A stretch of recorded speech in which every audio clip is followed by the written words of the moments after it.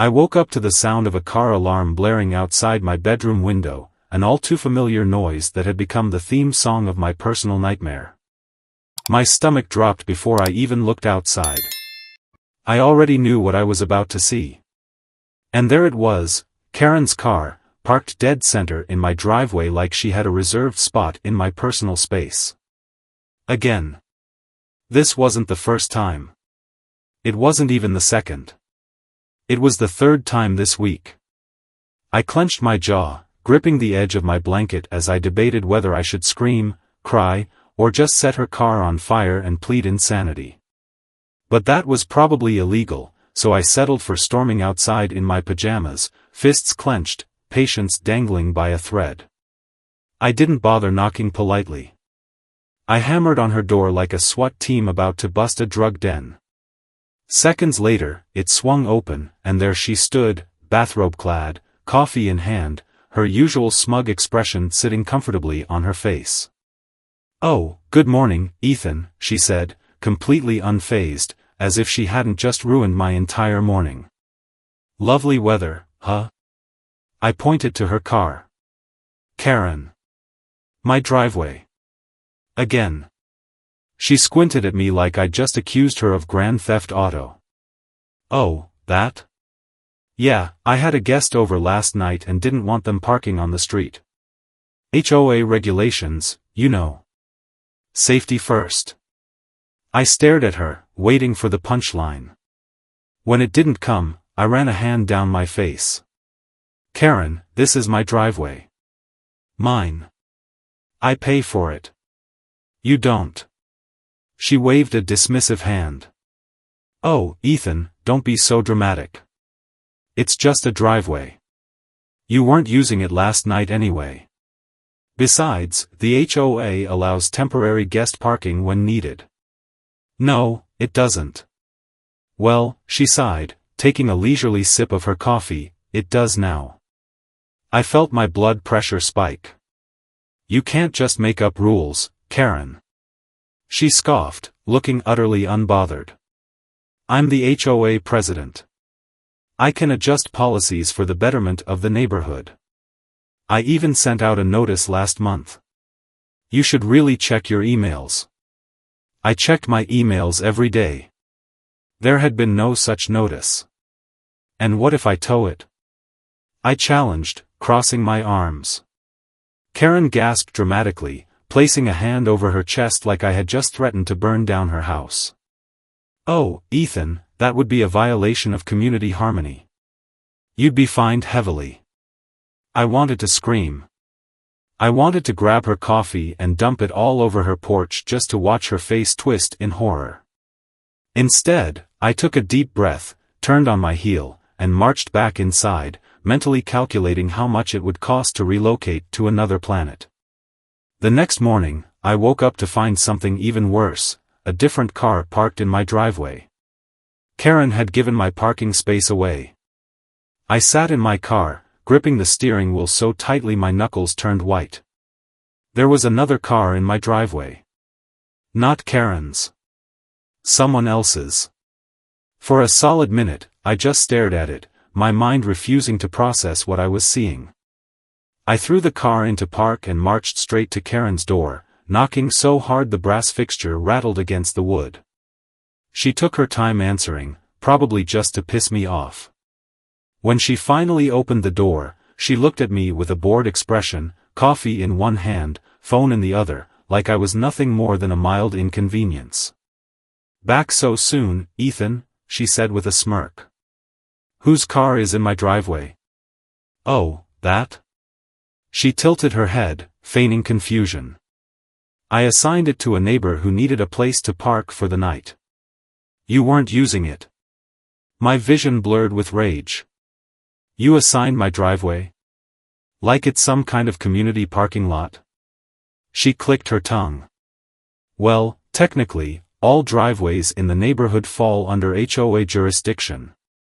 I made a small amendment to the guidelines at last month's meeting to allow for shared parking when necessary." I clenched my fists.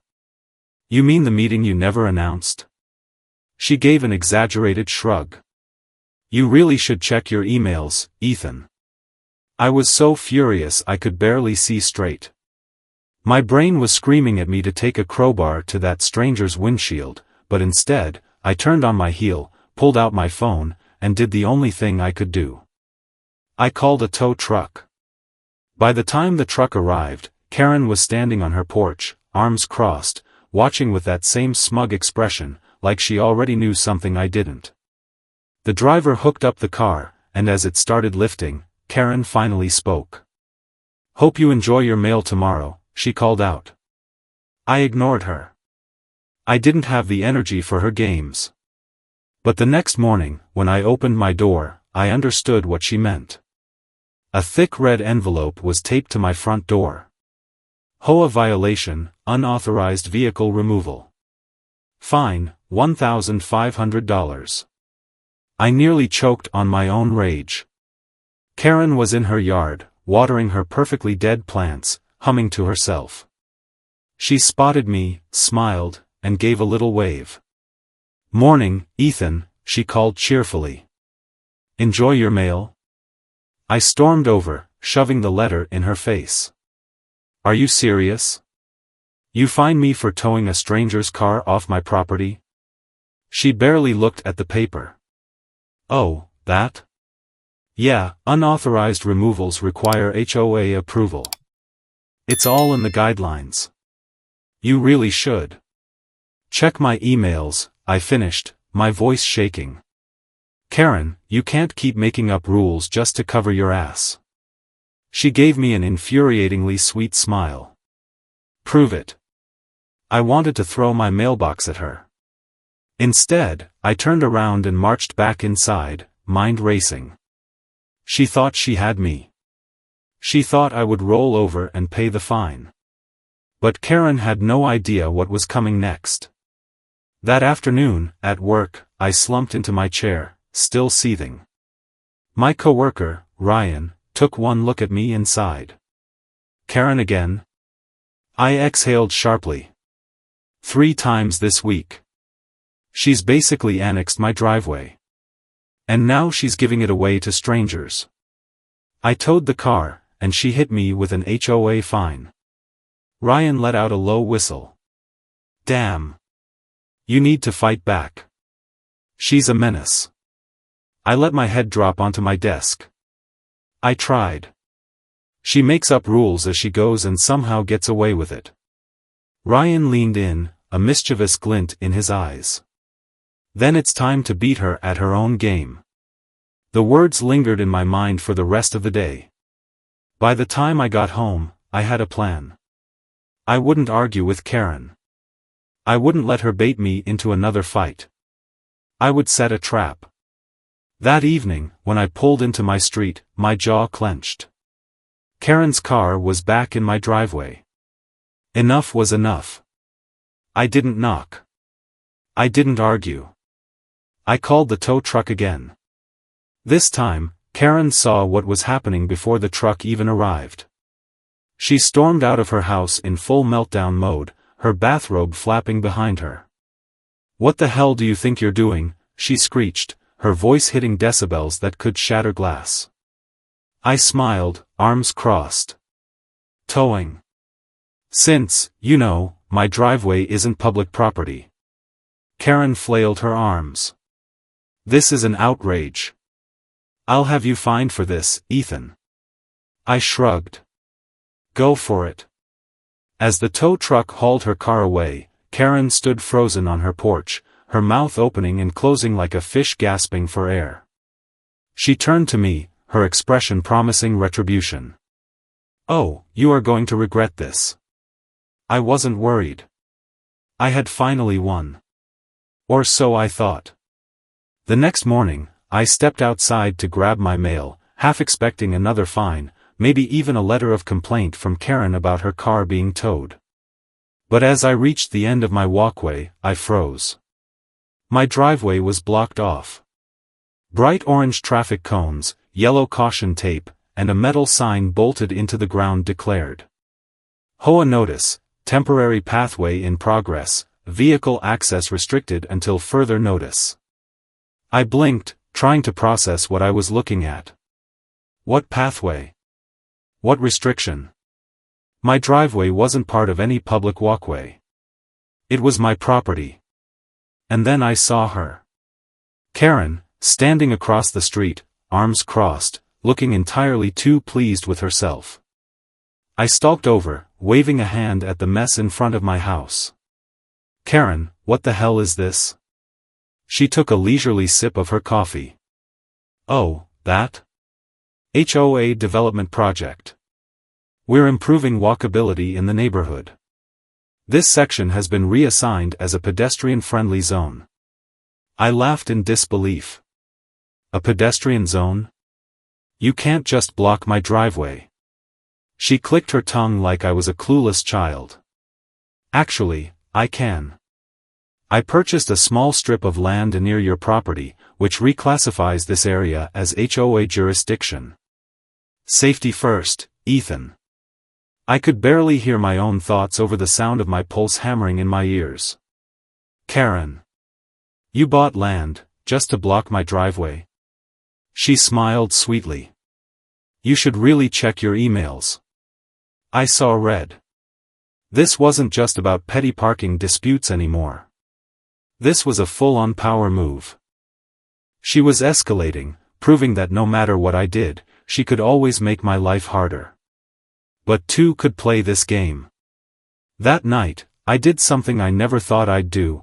I spent 3 hours combing through the HOA bylaws, looking for any loophole, any tiny shred of information I could use against her. I endured the dullest, most migraine-inducing legal jargon I'd ever seen, but eventually, I found it. Construction exemption. According to HOA regulations, if a property was undergoing construction or renovations, the HOA could not interfere with the homeowner's use of the land.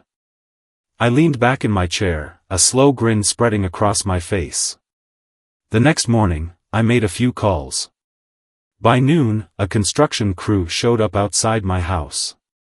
They unloaded cones, metal barriers, a restricted area sign, and a few wooden planks. Within an hour, my driveway looked like it was undergoing serious work. I even filed an official construction request with the HOA, stating that I was installing a security gate for neighborhood safety.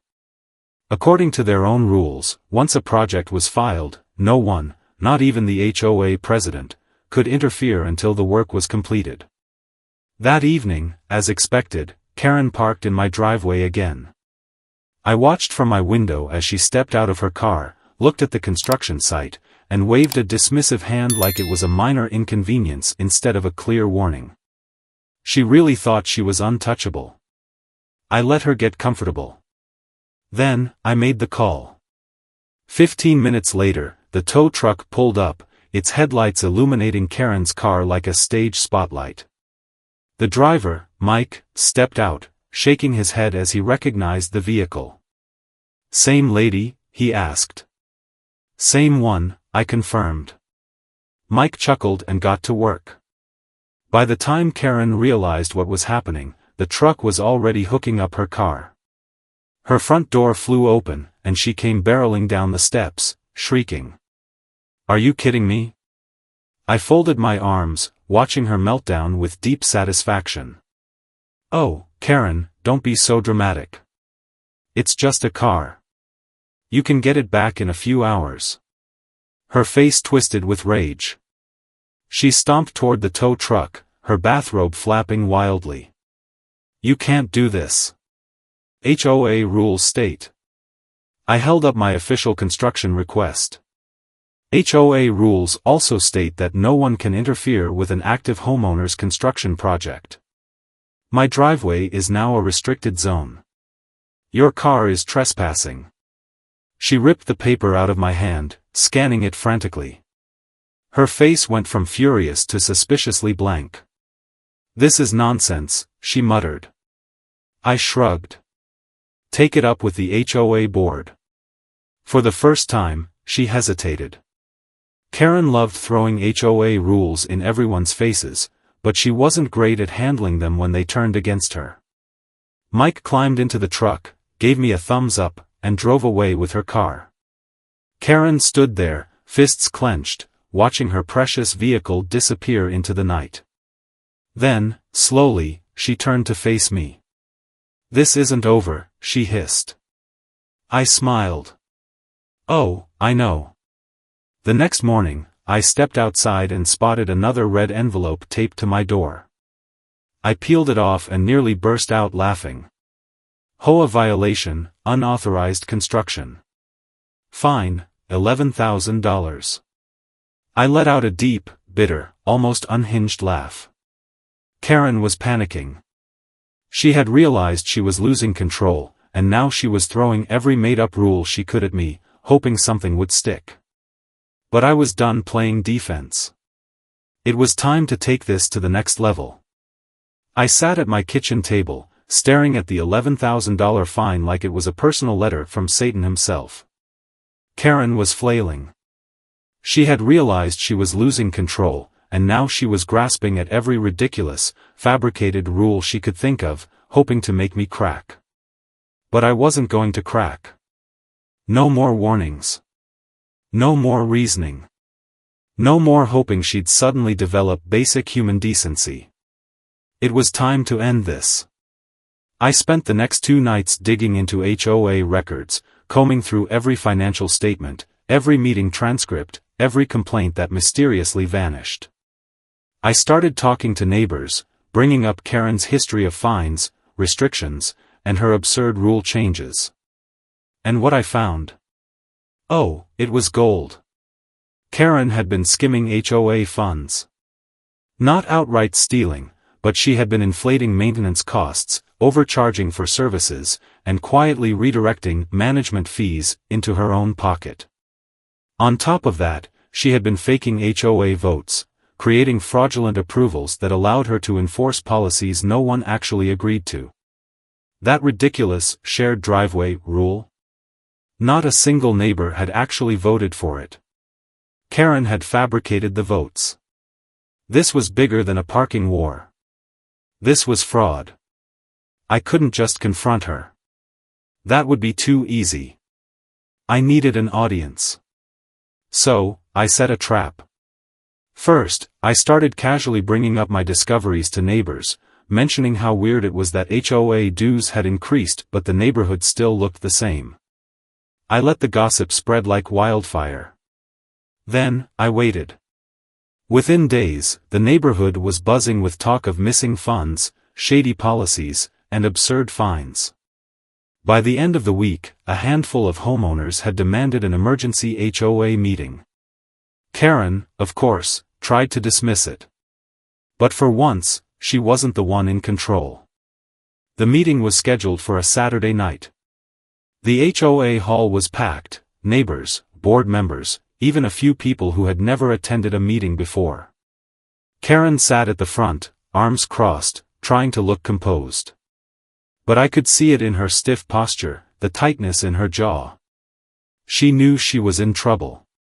One by one, people voiced their complaints, the fines, the ridiculous restrictions, the money that had mysteriously vanished from the HOA budget. And when the frustration in the room had reached its boiling point, I stood up. "I have proof," I said, loud enough for everyone to hear. The room went silent. All eyes turned to me. I stepped forward and laid it all out. Bank records showing inflated expenses. Emails that had authorized new rules without any real votes. Copies of forged meeting minutes that Karen had used to push through her nonsense policies. And then, my final piece of evidence. A recording. One of the board members, an older man named Richard, had secretly recorded a private HOA meeting. I pressed play. Karen's own voice filled the room. "It doesn't matter what they think. I control the votes. They'll believe whatever I tell them." A collective gasp spread through the crowd. Karen's face drained of color. "This is nonsense," she snapped. "None of that is legitimate." I pulled out my last ace. A fake vote from last year, signed and approved, giving Karen a $10,000 performance bonus from the HOA budget. Gasps turned into outrage. People shouted over each other. Someone called for a financial audit. Another neighbor demanded a vote to remove Karen immediately. For the first time, Karen looked truly panicked. Her nails dug into the table as she struggled to keep her voice steady. "This is a personal attack," she yelled. "Ethan has been harassing me for weeks over a simple misunderstanding. I was only ever trying to keep this community in order." Richard, the retired lawyer, folded his arms. "Karen, we trusted you. But this? This is criminal." Karen's eyes darted to the board members, her last lifeline. "Surely, you can see what's happening here. They're twisting things, making me look like a villain." Linda, one of the HOA board members, shook her head. "Karen, we're looking at real numbers. Real documents. And now a direct recording of you admitting to forging votes." The silence that followed was thick with finality. Linda sighed. "I think it's time for a vote." Karen stiffened. "A vote?" Linda nodded. "All in favor of removing Karen as HOA president?" Hands shot up all over the room. Karen's face twisted in fury. "You can't do this. I built this HOA. I made this community what it is." Richard didn't even flinch. "And now you're being removed from it." The final vote was cast. The motion passed. Karen was officially out. For the first time, I saw real panic in her eyes. She had lost. Her mouth opened, but no words came out. She looked around the room, searching for a way out, some technicality, some excuse. There wasn't one. "Fine," she spat, standing up so quickly her chair nearly tipped over. "You want me gone? Fine. But you can't fire me without proof of financial misconduct." I smirked. "Oh, don't worry. That's coming next." She stormed out of the meeting, her movements stiff with rage. But I knew this wasn't the last I'd see of her. People like Karen didn't go down quietly. And I was right. The next morning, she parked in my driveway again. The next morning, I opened my front door expecting to find peace for the first time in months. Instead, I found Karen. Not just Karen. Karen sitting in a car, parked dead center in my driveway. It wasn't her car, hers was still in the impound lot, but she had borrowed a friend's sedan just to make a point. She sat there, sipping coffee, staring straight ahead like she had all the time in the world. I exhaled slowly. She wasn't even trying to be subtle anymore. This was her final act of defiance, her last attempt to prove she still had control. Without a word, I pulled out my phone. Minutes later, a tow truck pulled onto the street. Karen didn't move. The driver, Mike, stepped out, shaking his head. "You gotta be kidding me." "Unfortunately not," I sighed. Mike walked up to the car, tapped on the window. "Ma'am, you're gonna need to move." Karen took a long, exaggerated sip of her coffee. "Not happening." Mike shrugged. "Suit yourself." He turned, pressed the button, and the tow lift started moving. Karen's face twitched. I folded my arms, waiting. The truck backed up, metal arms sliding under the car's tires, lifting the front end slightly off the ground. Karen's door flew open. "You wouldn't dare." Mike glanced at me. "Oh, we would." I nodded. "Absolutely." Karen leapt out, pointing a shaking finger at me. "This is harassment." "No, Karen," I said, voice calm. "This is consequence." She turned to Mike, her last hope. "I will have your job for this." Mike laughed. "Lady, you're not even HOA president anymore." For the first time, she had nothing to say. As the truck rolled away with her borrowed car, she stood there, fists clenched, watching it disappear. Then, without another word, she stomped back into her house. 2 days later, she was gone. A moving truck arrived, her belongings packed away piece by piece. No one came out to help her. No one waved goodbye. By the end of the week, her house was empty. A for sale sign stood in the front yard. And just like that, the neighborhood felt different. Lighter. Freer. A week later, I stood at the edge of my driveway, staring at the empty space that had once been Karen's personal parking lot. No unwanted cars. No bogus fines. No HOA notices taped to my door. I took a deep breath, letting the peace of it all sink in. Then, just to be safe, I ordered a security gate installation. No more Karens allowed. But here's the real question, was this a victory, or just the price of dealing with an HOA gone rogue? Have you ever felt powerless against HOA, or Karen, rules? Share your experiences below, let's see who had it worse.